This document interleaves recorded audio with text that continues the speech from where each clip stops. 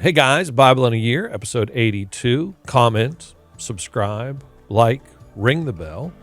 Be a part of this with us, okay? 2 chapters today, 1 Samuel 13 and 1 Samuel 14. What's the theme today, Jim? You just said it to me. Oh, it's foolishness, the theme of foolishness versus wisdom. There it is. Foolishness versus wisdom. We're going to talk to you about it for the next 15 minutes. Here we go.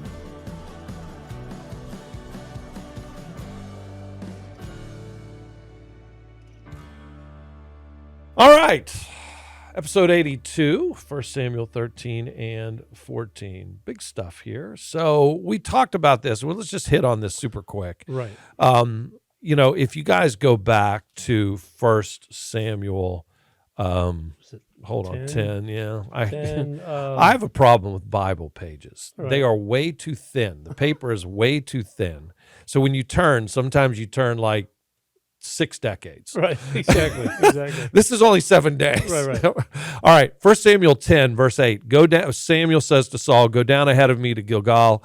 I'll surely come down to you to sacrifice burnt offerings and fellowship offerings, but you must wait 7 days until I come to you and tell you what you are to do." Then you get over to 1 Samuel 13, and what happens is things are getting a little dicey, and people are starting to desert on Saul.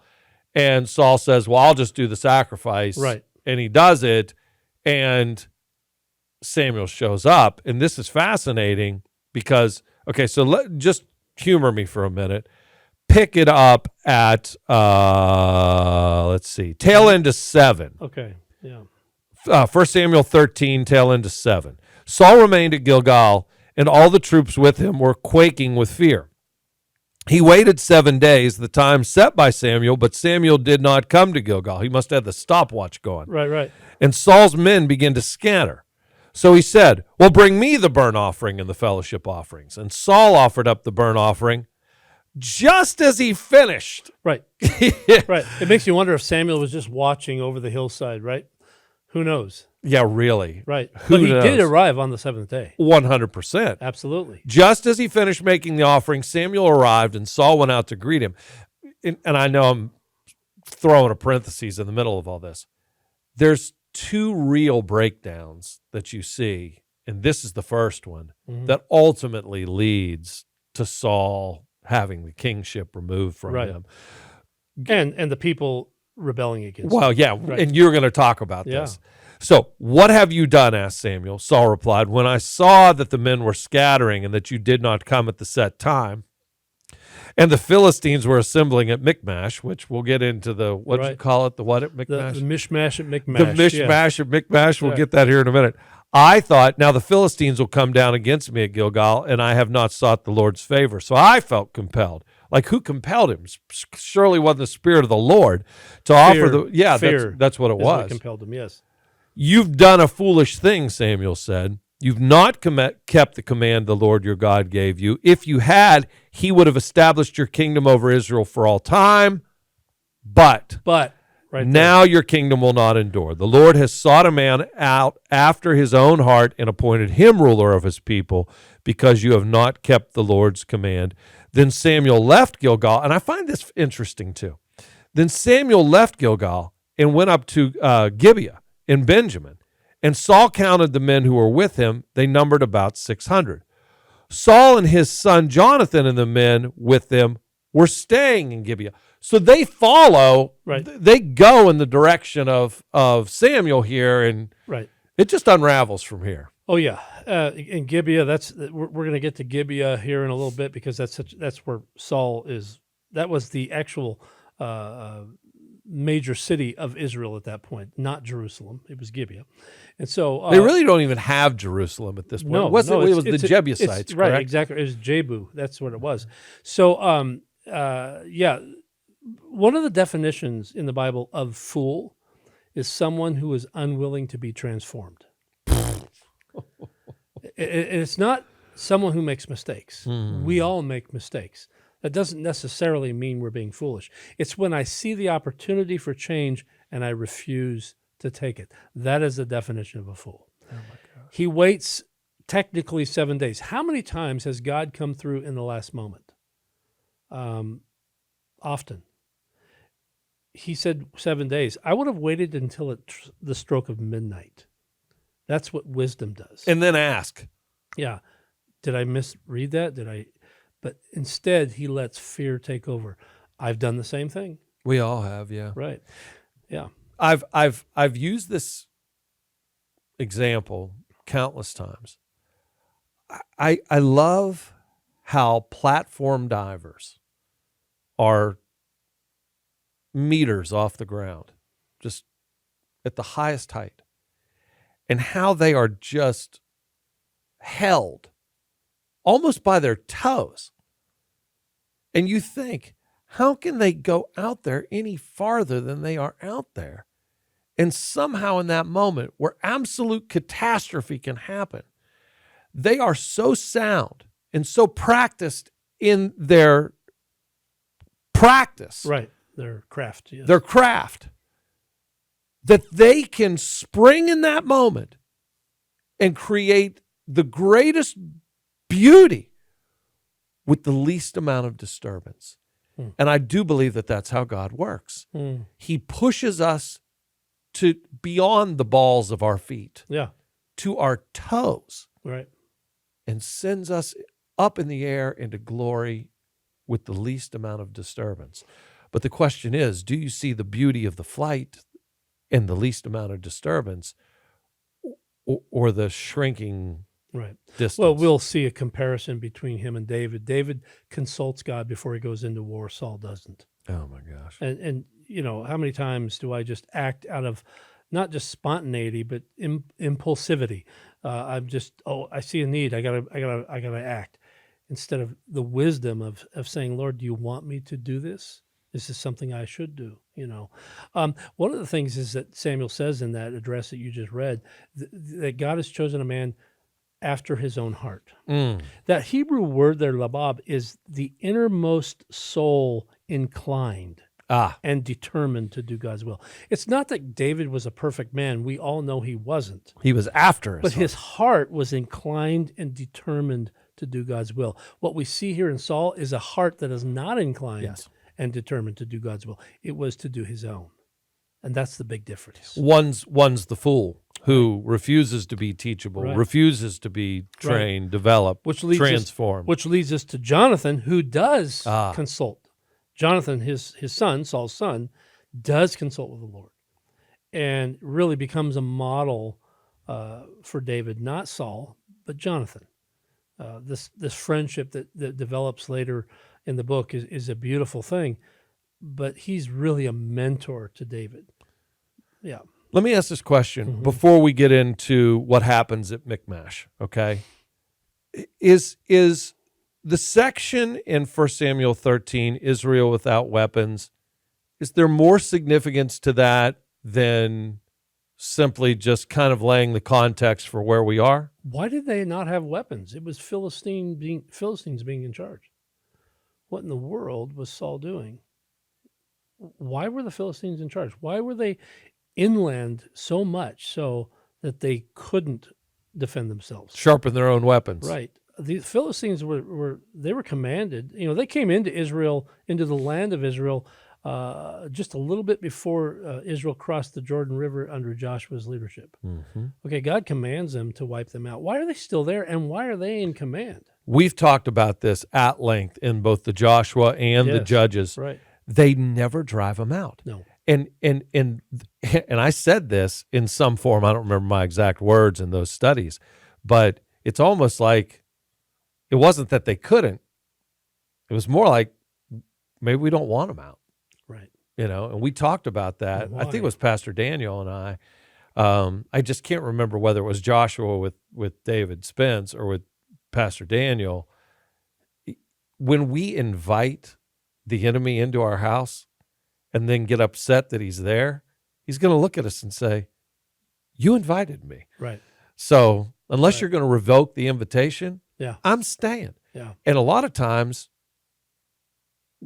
we like oh gosh, this is crazy, but we like the enemy more than we dislike the enemy. So we let the enemy stay around. Well, that's going to come up again with the fight with the Amalekites. Ah, And you'll see the juxtaposition really of that very thing when Saul is willing to kill Israelites, but he won't kill the Amalekites like God commands. Agag, yeah.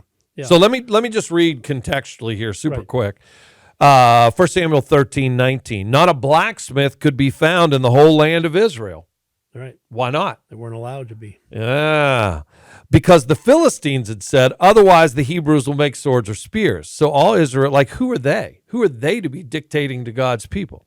So all Israel went down to the Philistines to have their plow points, mattocks, axes, sickles, and sharpens. Borrower's servant to the lender. The price was 2/3 of a shekel for sharpening plow points and mattocks, and the third of a shekel for sharpening forks, axes, and repointing goads. Can you imagine the Philistines? Oh no, look, the gardeners are coming after us.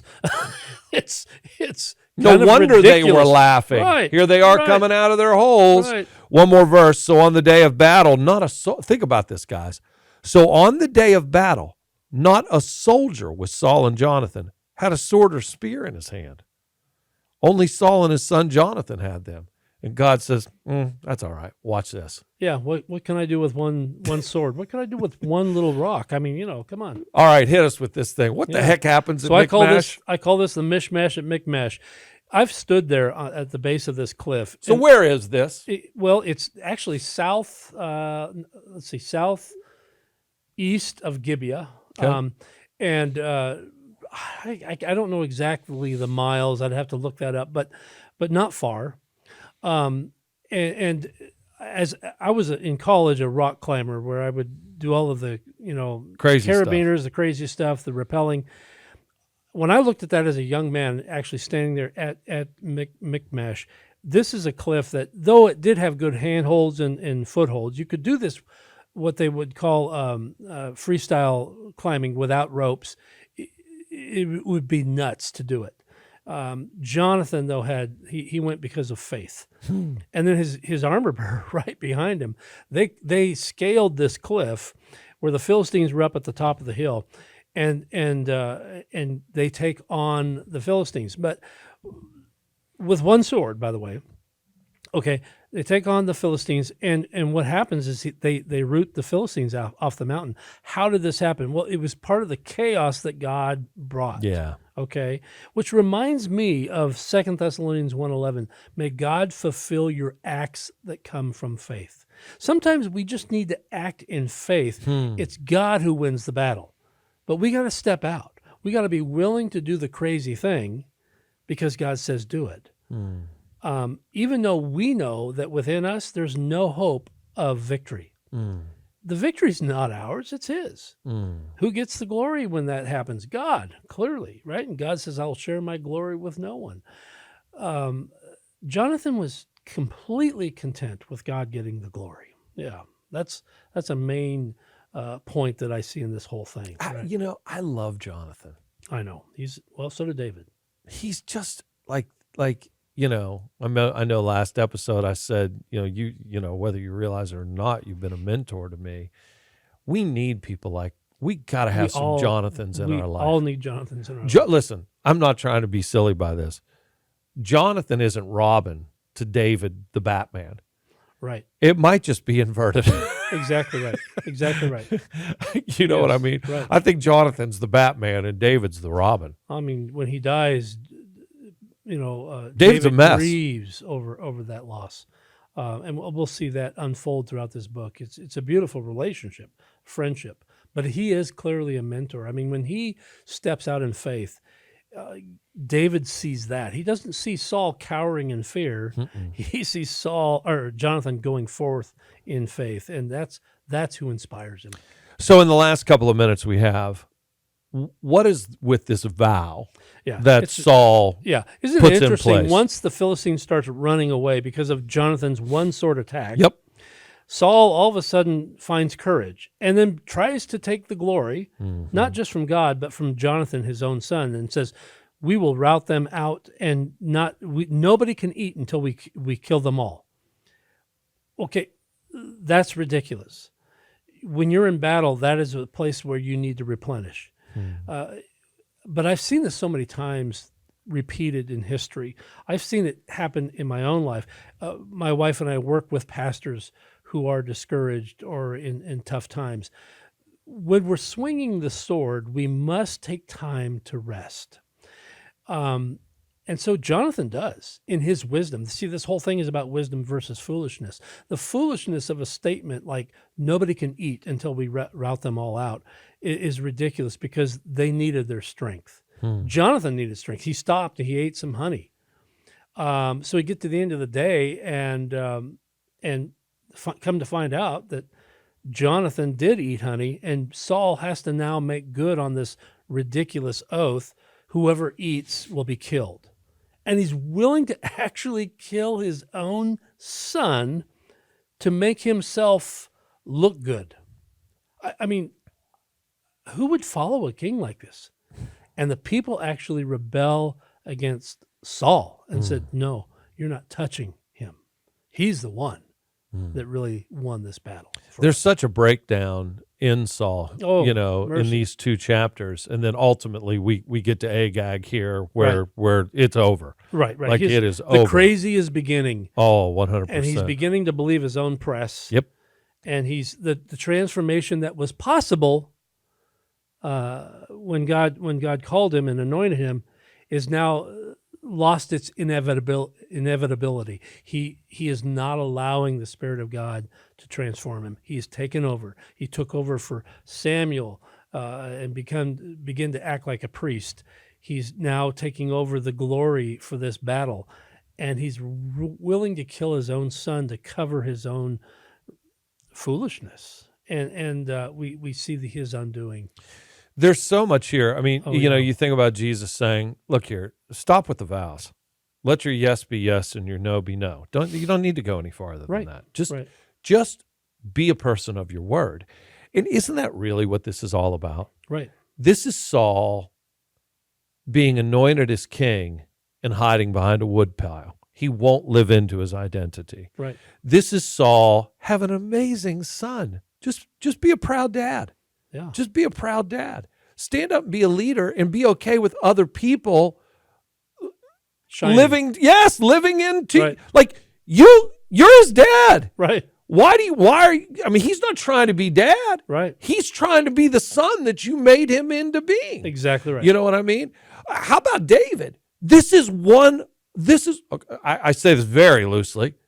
You should be proud that this guy is one of your subjects, and he is constantly, and we're not even to David yet, right. But this is a guy walking constantly in humility before you and wanting to serve the Lord, and he's completely loyal to you to the point where he has the opportunity to kill you multiple times, right. And he won't even do it. Right. Everybody wants a guy like this. Exactly. And he can never be content in His who ego. God, Right. that's what it is. He's never content in who God made him to be. Right. And if you just be content in who God made you to be, then you'll never feel a threat from the outside world because you stand with God and Right. God's like, you're not going to touch my anointed. Ego does not like to share the limelight. Oh, gosh. Okay, guys, Right. Here we go. Right. Here we So, go. yeah. All right, we'll join you tomorrow. More Right. episodes. See you tomorrow. God bless.